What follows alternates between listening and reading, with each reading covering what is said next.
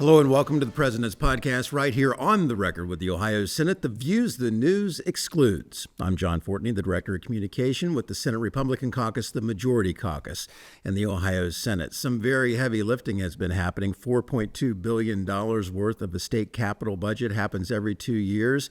And the person who is an expert at getting that done joins us today, State Senator Matt Dolan, Republican from Northeast Ohio and Chagrin Falls. Welcome. Great to have you on. Thanks, John. Thanks for having me. You know, the guidance for the state capital budget came out clear back at the end of 2023, and I'll have to say that when it came down to it, the plan worked. That's the way it's always been for the capital budgets that I can remember. And I guess to start with, why is it important to set the guidance for how the process will work at the end of the year for the next year? Well, because the capital budget is unlike any of the other budgets that we work on. This is primarily and traditionally money that we bond out. That is the state borrows money. We appropriate the payment of the debt through our operating budget, which occurred in 23. And so we want to make sure that if we're going to bond out projects, that they meet specific requirements so that the state can pay for them. That is a traditional capital budget. And the majority of this budget was a traditional capital budget. You mentioned $4.2 billion off the top. Well, about $3.51 billion of that is traditional capital. And by that, John, I mean we have a responsibility in this state to make sure our state buildings, our state parks, our universities, our prisons, all are maintained. And that's what this every 2 year is to make sure that we maintain our state buildings. So our students, those who visit our parks, everything is, we stop deterioration, we keep good buildings. We rarely build new buildings with capital money. It is more to maintain buildings. So that's where most of the money goes. Now, traditionally within the capital budget, we want to make sure that communities receive money. So within the $3.5 billion is $150 million of projects that were assigned through working with the legislature, through the House and the Senate, to say, here are some worthwhile public projects in the representatives or senators' districts around the state that are worthwhile of bond money. So we have to borrow there, and they have to meet these requirements. In order for the communities to understand what the requirements are, that's why you get them out so early, so that they then can evaluate what the criteria is going to be and then say, yeah, we have a project that fits that criteria, and then they make application. This had a special one-time fund attached to it. So this was an even heavier lift than what, it normally is. This had the OTSCIF, which we affectionately like to call it around these parts here in the Ohio General Assembly on the Senate side, the OTSCIF, the one-time Strategic Community Investment Fund. $700 million, not bond money though, correct? This was money that was appropriated during the 2-year operating budget, crafting of that budget and the negotiations that produced what we're in right now for the 2-year operating budget. So the OTSCIF is different than the traditional project. And why was that money set aside? Why was it important? Yeah, so to do that, we have to go look back in time. So during the operating budget, we were putting the operating budget together for fiscal years 24 and 25. We put it together inside of fiscal year 23. And Ohio has a constitutional mandate to balance our budgets. And so that is always the goal. As we prepared the budget, we knew that we wanted to make sure that taxpayers benefited the most from our budget. And the taxpayers benefit a lot of ways. The most simple way and direct way is to simply cut taxes.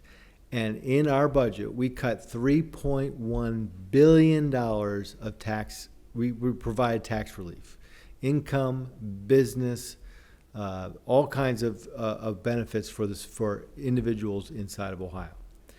Then what we began seeing is at the end of fiscal year 23, we were going to have a surplus. That is, despite all the tax cutting we have done over the years, And if I can go, maybe just go on a tangent here.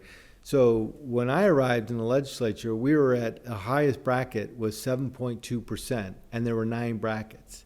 We are now down to 2 brackets, and the highest bracket being 3.5%. So all throughout the years, we have cut Ohio's taxes, which has promoted economic growth, which has produced more revenue for the state of Ohio beyond what we are spending, whatever we feel is appropriate for spending. So we're going to have a surplus. And the one thing I know from budgeting, and you know from budgeting at your own house, you do not use one-time money to use that for ongoing operations. And so we needed to say, what can we do that would give this money back to the taxpayers without burdening the state of Ohio with ongoing obligations? And so we came up with one of the things you're going to enjoy this August, and I'm sure this podcast is going to be talking about it, but in the month of August, you're going to have 10 to 14 days of no sales tax for the state of Ohio. And that is something that we have prepaid through our budgeting. The other was this OTSCIF, as you mentioned. And what we decided there was saying, look, there are many ways to help Ohioans. One of the ways we can help Ohioans beyond giving them more money in their pocket is to allow for their representatives, whether it be us in the Senate or in the House, to say, what projects in my community can we invest in that would produce economic development, more jobs, more revenue, and or improves the quality of life that makes Ohio a more attractive place to live, to reside, to raise your children. So this is very much, just as a tax cut says, taxpayers, we want more money. This was designed to say, taxpayers, there's a more unique way of giving back your money. And so it ended up being $717 million, which is, again, a lot of money, but it was surplus money. And I think as we look at the projects, you'll see that we covered a lot. We covered exciting, we're going to have a tennis tournament come to Warren, Ohio, which is going to be one of the premier tennis tournaments in all of the world. They're saying that is likely to produce hundreds of millions of dollars each year when that tournament takes place. We did a Rabbit Run Theater in Madison, Ohio, $100,000. But that theater provides an opportunity for young kids to put on theater, for parents to see their young kids, and they make a little bit of money.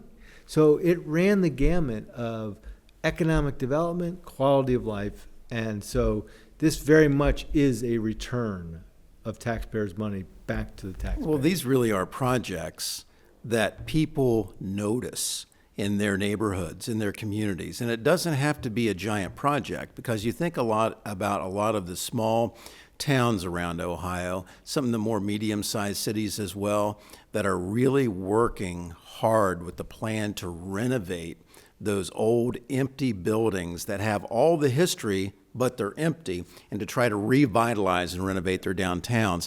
Things even from, as I looked at the list of, all the projects from our members, everything from water towers to swimming pools that were almost going to close for the summertime, which is very disturbing when you have hundreds of people, attending these pools during the summertime. Is a great place for kids to go. And if they're threatened with the potential shutdown, that really hurts communities. Correct. And John, it's even, there's a lot of non-sexy stuff in here that is directly helping taxpayers. So unique to this OTSCIF, and as we mentioned before, some of these are not bondable projects, such as sewer and water improvements. Now, why do we want to say sewer and water improvements? Because some of these towns are going to have to raise their fees such significantly to do these water improvements that it would hurt taxpayers. And so with this one-time money, we were able to look at sites around the state, say, okay, who has a significant water problem or who has a sewer problem that needs to be fixed? And because we're using this one-time money, they do not have to add it to the customer's bills, which is coming right out of taxpayers' money.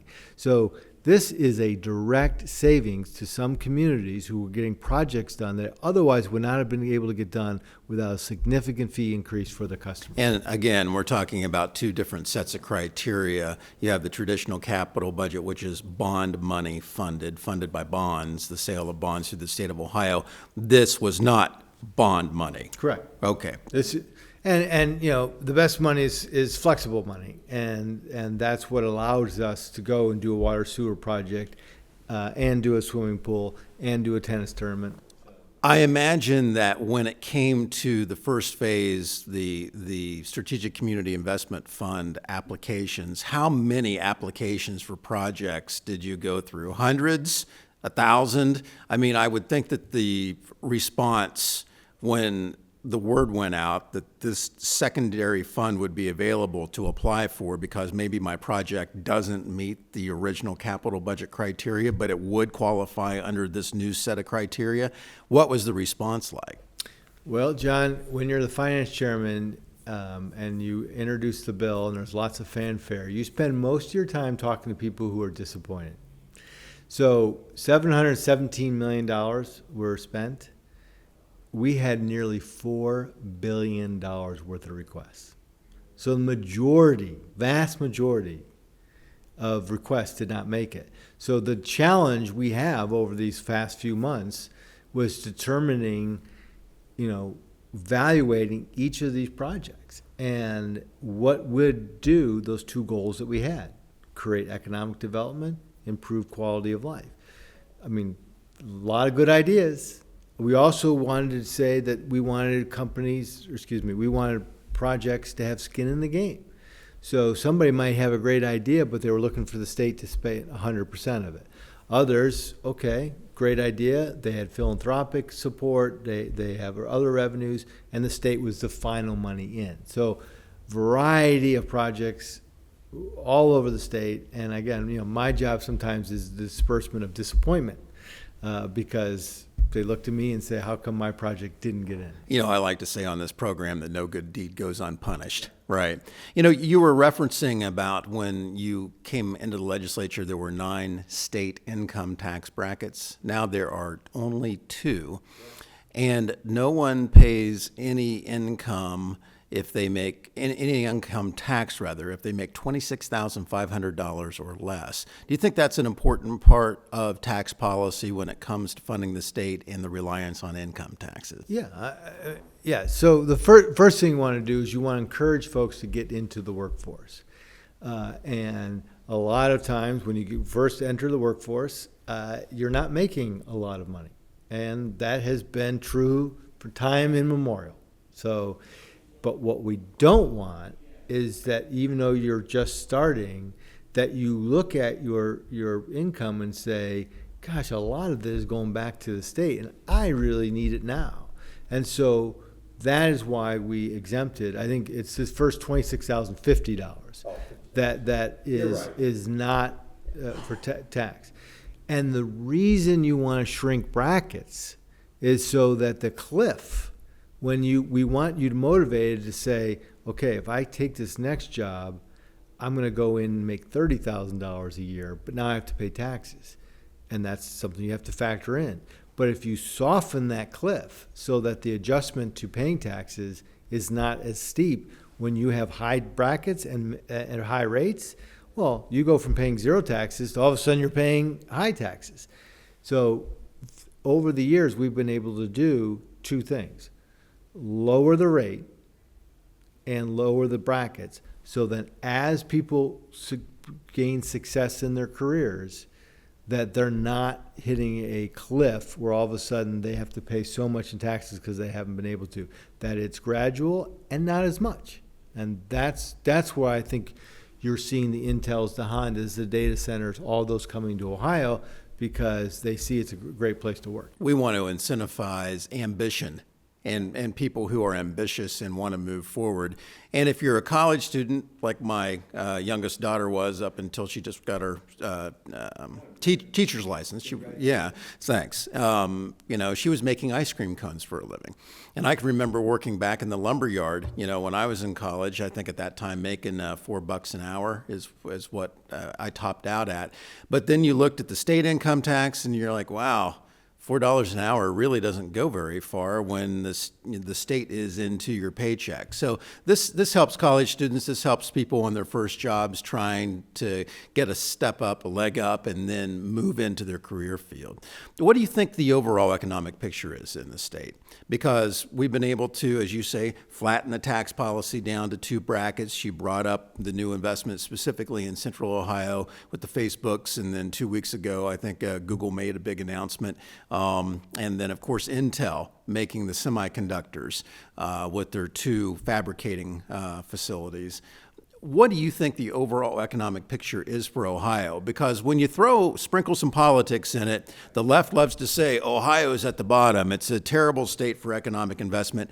And then the right says, well, no, here's a whole list of examples of new investment in Ohio. What do you think the economic picture is? Yeah, so when I look at the economic picture, I break it down into 5 factors. But before we get to those 5 factors, you have to look at the times we're in. Okay, so right now, I believe that as Republicans in the Senate, House, and Governor, we really focus on these 5 factors that I'll talk about. But now we are kind of doing it in headwinds coming out of Washington because I believe the federal government doesn't follow these 5 factors and is trying to tip the scale, and it makes it harder.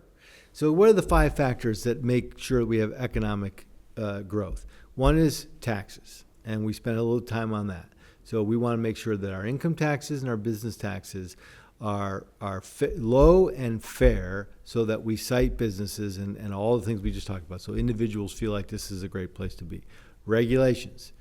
Well, why is regulation so important? Because regulations, if you over-regulate, you strangle investment, you strangle innovation. And what is going to be the new jobs of the future, John, are all these innovative jobs, all with new technology.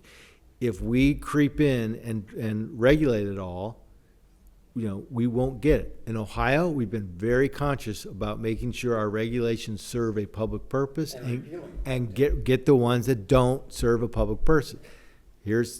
So headwind number 1, Biden wants to raise our taxes. Headwind number 2, the Biden administration has raised regulations. Our state reduces them, federal government's raising them. So that's a conflict point. So if we had downwind from Washington, we would even be better. The third is energy, and we are lucky here in Ohio. We really can truly say we are an all the above energy state. We are uniquely qualified because we have abundance of natural gas. We have the ability to extract natural gas in a clean, environmental friendly way. What do businesses want? They want affordable, reliable energy. Headwind number 3, we have a federal government that is trying to clamp down on the development and creation of energy other than whatever source they want to pick. So that's, that might say headwinds. The fourth, of course, is education and workforce. And in Ohio, we have done a tremendous job over the last 4 years in particular to say college isn't for everyone, but everyone needs to have a path to a career. And so I think we have put a number of emphases on making sure that we have a pathway, whether you want to go 4-year, 2-year degree, but if you want to get a skilled trade, you want to get a certificate, you want to get a license, we have made those paths available for everyone.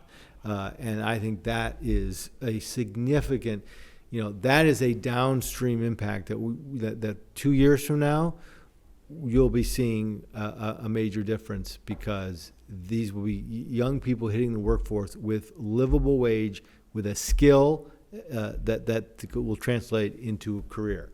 Another headwind. So what is Washington doing? They're saying let's excuse all federal loans, all school loans. So what is the incentive for someone to go get a job? go get a trade. Oh, I'm just going to go to college because, big brother government will waive it.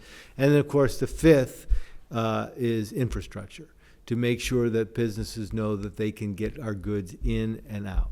Here is where I think, I'm going to be a little controversial. Here's where I think Republicans could be a little better. I think infrastructure is a significant government investment with a return. And sometimes I think we get a little pushback because it's a big number. But if goods and services can't flow in and out, if you can't get your supply chain in, that's bad for business. And Ohio needs to make sure that our infrastructure is solid. So those are the 5 pillars. I think if you look at how Ohio's doing, we're doing great. But we're doing it now with a lot of headwinds, which can sometimes have impact in our. Yeah, when you talk about the infrastructure and things like highways, widening of highways, we see a lot of that happening right now. And of course, Ohio has a transportation budget that also happens every 2 years as well.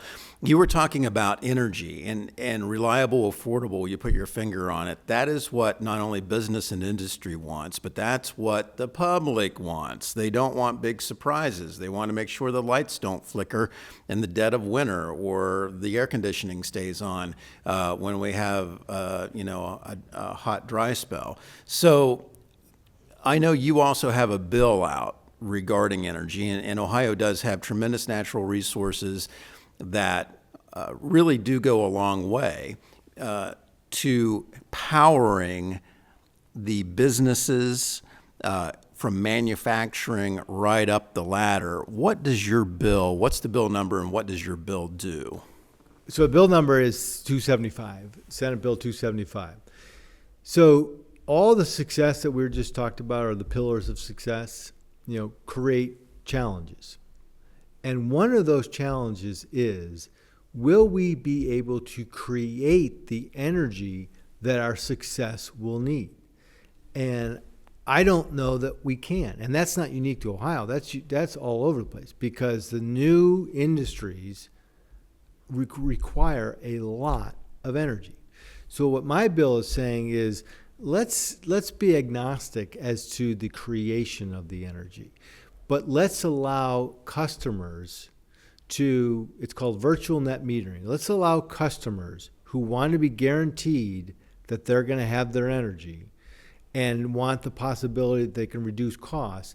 They then can contract with a third party, not with the utility company, and they can build their own energy creation up to 120% of what the projected energy means. So I can have a business in town A, and and this is what's unique about my bill, it only goes on distressed properties. So I'm not going on farmland.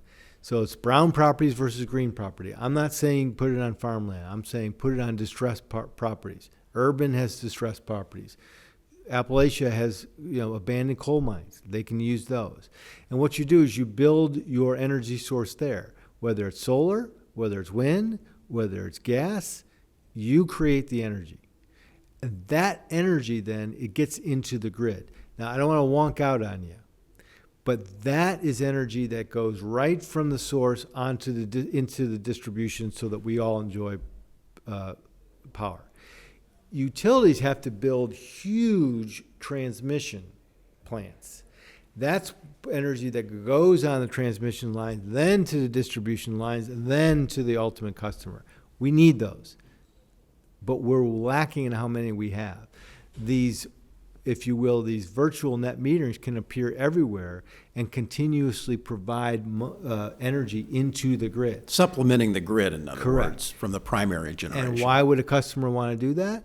Because if the energy source that they help build ends up creating more energy than they need, they get savings.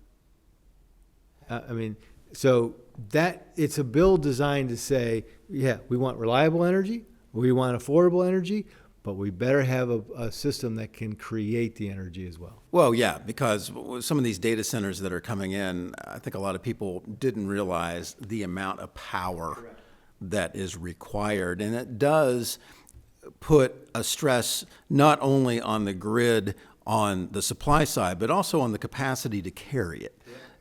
That gets to the infrastructure. Is that also something that we need to be reevaluating about absolutely. our infrastructure for how we conduct the power across the lines? Absolutely. I mean, we need to do the infrastructure and how we carry it and how we secure it. Now, that needs to have probably a little bit more federal in working with the federal government. But John, if we don't take seriously our grid, we have problems. So it is capacity and security. Wanted to get back to also the education part of the puzzle here, because you have to have an educated, qualified workforce. You said college is not for everybody. That's right, because you can go get a welding certificate over 6 to 8 months, and you can go right into the oil and gas field and have a $100,000 a year paycheck. And there's a lot of 19, early 20-somethings that are doing that, and they, have a big welding unit in the back of their dually pickup, and they're at, well site to well site, and they can work as long as they want or as short as they want, right. And that's a great way and to we're run. Celebrating that now. Right. That's not that's the only thing that person could do. No, we are celebrating it. That is a great thing and you can apply that. You can vertically integrate that from oil and gas to business and industry, because there's all types of piping and vessels that are needed, that skill set to weld. Where are we right now? Because it's interesting when you spend a lot of time here, and I covered this place for years and years, going all the way back to the original school funding lawsuit. Democrats love to say the school funding system is unconstitutional. That's patently false. They know that's a lie. The school funding system has been constitutional now for decades, because every 2 years, the formula is readjusted, and right now we are spending over the current 2-year operating budget, is it $13.5 billion on K through 12 public schools? Just in the foundation formula, correct. That does not include a lot of other monies that are going to K through 12 schools. Yeah, and that's just the foundation formula, and that included an additional $1 billion, and that was added into the funding in this current operating budget, correct? Are we spending enough? I mean, what's your message to the left out there about K through 12 education, school funding, and the state of our education system to provide a qualified student that maybe wants to go to college or has the basic foundation education to go to a 2-year school, get a certificate, and then move into a career field? Where do you think our overall education policy is, and the state of our education system in Ohio? How long do we have? Yeah. Well, we'll make this a 2-part podcast. Well, that's a great thing. Because this is, and I will stay out of the weeds, but the answer never should be, is it enough? Okay, the answer needs to be, the question needs to be, are we getting the results? Okay. Here's what's happening in our school funding system is that we have decided that there is going to be a local share paid for by real estate property taxes, and the state share is going to invest inside those. And for a long time, the idea was, let's make it 50-50. That seems fair. Locals pay 50, state pays 50. Well, rural districts said, wait a second, our 50%, we can't raise as much money as some other districts can raise. So even though it's percentage 50-50, for our schools, we aren't getting anywhere near the amount of money that we, quote, need. Yeah, Washington County would be a lot different than Franklin County. Correct. Okay, so what did the DeRolf case, because everybody wants to go back, say? Okay, so now we don't want an over-reliance on property taxes. So what they said was, okay, let's create a formula that factors in the differences amongst the districts so that there isn't, these communities don't just have to keep raising their taxes to get some amount. So create a formula, and fast forward to today, What that formula has done is exactly the same thing in reverse. Now you have communities that, because they can raise so much money locally, the formula is saying, we're not going to give you any state money. Then we factor in a whole lot of indexes primarily based on poverty. And so that influences how much a school district gets. So at the end of the day, what we are saying is we have a system that says if you can provide your own money locally, you're going to get punished. If you are a district that has lots of poverty, we're going to help you. What's happening is we have a lot of schools, unfortunately, that have poverty who also don't raise a lot of money locally. So they get a disproportionate, well, let me back up. They get a lot of state money. Then you look at some other schools, Olentangy here locally, Chagrin Falls, where I'm from, they get hardly any money from the state. Because their property tax base is so high. Because the property tax base is so high. So the question is, I went all through that to say, we are trying to reflect how to get money into those schools and without being an undue burden. Now, some schools could say we have an undue burden on our property taxes. But when you factor in poverty, okay, there is some credibility to that. We want to help. It's harder to educate a child who's hungry, who maybe doesn't have a two-family. We get that. But the reality now is, what are the results we're getting from this? And this is where the biggest push comes in. It's like, wait a second, the schools that are getting the most state money aren't always producing the best results. One would think that if the average is $14,000 per pupil, which is the average right now as part of the operating budget that the state is spending per pupil, that should produce some significant results. Maybe not always the valedictorian, but somebody who is a B student, a B student, somebody who is qualified, has a diploma, got the graduating certificate, and is ready for a career path or for the next educational level. Well, yeah, that's right. But make sure we understand that 14,000 figure. That is inclusive of state. And so some school may spend $14,000 per student and only get $800 from the state. Some schools might get $14,000 per student, but get all of it from the state. So, and that's the average. So there are some school systems that get 20-some thousand per student. So the reality to me is, are we getting the results? So when people say we need to put more money, show me where putting more money in will produce a better result. Exactly. Okay, and then the other half of the coin now is, okay, we have greatly expanded our voucher system in the state of Ohio because we no longer should care where a kid gets educated. We have to care that they get educated.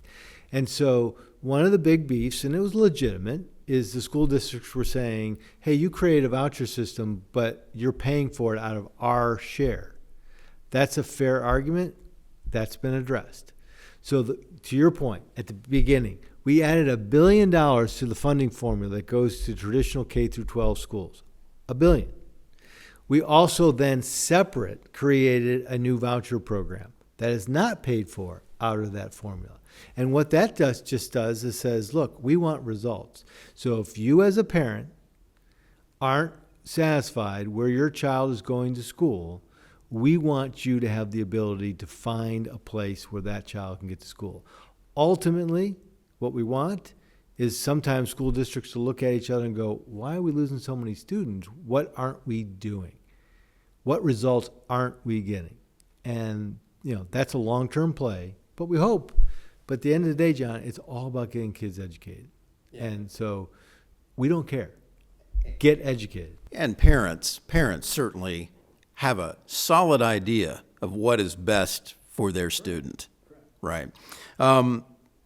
Before I let you go, a couple weeks ago, we had the special session had not happened in 20 years. What were your thoughts about the governor calling the special session and the results of the special session that did two things? One, relax the deadline so the Biden campaign could put Joe Biden on the Ohio ballot for the filing deadline. But it also went ahead and outlawed foreign contributions to ballot initiatives that target our state's founding document, the Ohio Constitution, which certainly is a target when it only takes a 50% plus one vote to enshrine yourself to the highest level of law in Ohio that can't be changed unless it's repealed by the voters. So what was your overall thought about being called into the first special session in 20 years? So I guess maybe this will nerd me out, but my first overall thought was this is pretty cool because we didn't know the rules.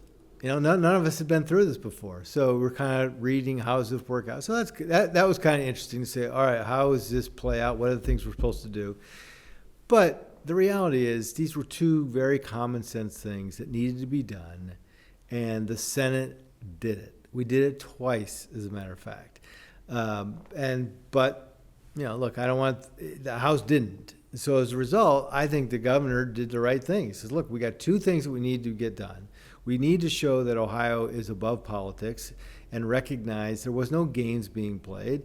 The date for the convention was primarily set because of the Olympics, not because of any other politics, because of the Olympics. So let's just do the right thing. The Senate did it. The second was very common sense. You know, John, in Ohio, as a candidate, I can't accept foreign money. And it makes perfect sense why I shouldn't be able to accept foreign money. Why do we want a person out of the state, out of the country, to have an influence of who the state senator is going to be in Ohio? When you tell people that, that makes sense. All we were doing is saying, okay, if it's an issue in Ohio that's going to impact Ohio policy, let's just apply the same rules. Very common sense. I think that one got a little more political on the Democratic side, but the reality is we did it twice in the Senate. The House couldn't get it done, so I think the governor made the right choice and said, look, this needs to be done. These are simple, common sense. What the special session did is said, okay, folks, that's all we can do. That's all you can talk about. And guess what happened, John? Got done right away. Got done right away. Absolutely. State Senator Matt Dolan, Republican from Chagrin Falls, Ohio. Thanks for your time. Thanks, John. Your insight. Appreciate it. Thanks for all your hard work on the capital budget, as always. Thank you. Thanks for tuning in, and we'll see you soon.